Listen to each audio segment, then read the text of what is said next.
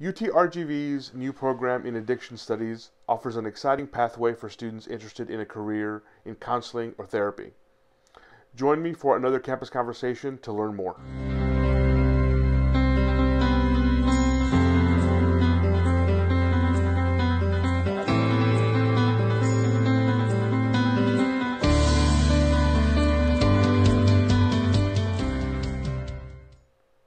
Welcome to another campus conversation. I'm Dr. Manuel G. Saldivar. Today we'll be joined by Dr. Eluterio Blanco, the coordinator of the Addiction Studies program at UTRGV.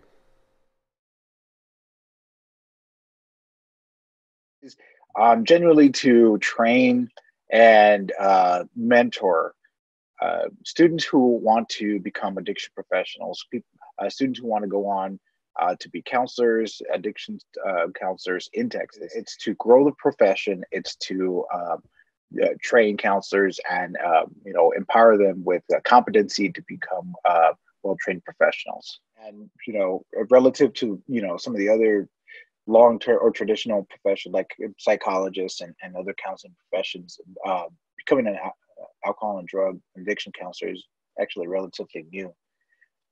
So a lot of people just aren't aware of it. But we're here. We're one of two bachelors in addiction in the state of Texas. There's only one other. We're the only one. I want to add this. We're the only program that was developed to be completely online. Back in 2018, when we launched, our purpose was to launch a program that was completely online. So all our courses have been made and designed to be online.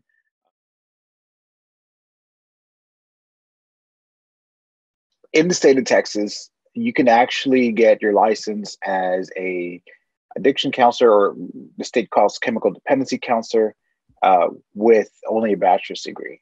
It's one of the only licenses I think that you can obtain with only a bachelor's degree. You have to do some postgraduate training, some supervised field work on your own, and pass the state exam. But really, you get to be a counselor. You get to be, providing therapy and treatment with only a bachelor's degree. Now, if you wanted to be, like a mental health counselor, like an LPC, that requires a master's degree, a graduate degree. But again, for our profession, a bachelor's degree would suffice. So you can actually be, a counselor, a professional counselor working in addictions with a bachelor's degree.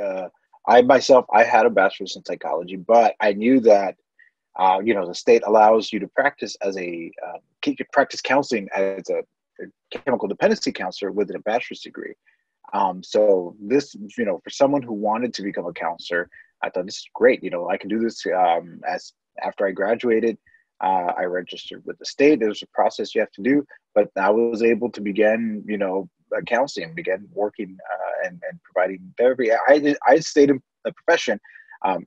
Eventually I wanted to become a psychologist myself, but I stayed in the profession because I loved it. I never moved on. This is the profession I stayed in. I've been doing it for 18 years, and I just never moved on. I never wanted to move on to anything else. Maybe someday I might, but right now this is it.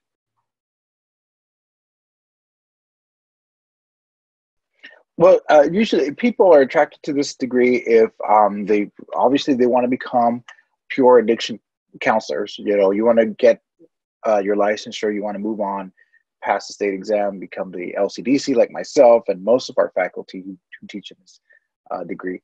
Or if you want to, there's another path you could take. Working in substance use, you can also become a prevention specialist. Which is rather new. It's kind of an offshoot of, because you don't actually provide therapy, you provide prevention services, and it's mostly working with adolescents, teenagers, preteens. If that's what you want to do, some people do want to do that, and kind of prevention specialists focus on changing behaviors, changing environmental factors, things like that, so people don't develop drug use problem. And then also, if you want to move on to something like criminal justice, a lot of students who want to become probation officers, and it's a good background to have, addiction studies, and some students also have, minors in criminal justice or want to become involved in the criminal justice field. Again, because it kind of goes hand in hand. If you're going to work in the criminal justice field, you're going to need that addiction studies knowledge.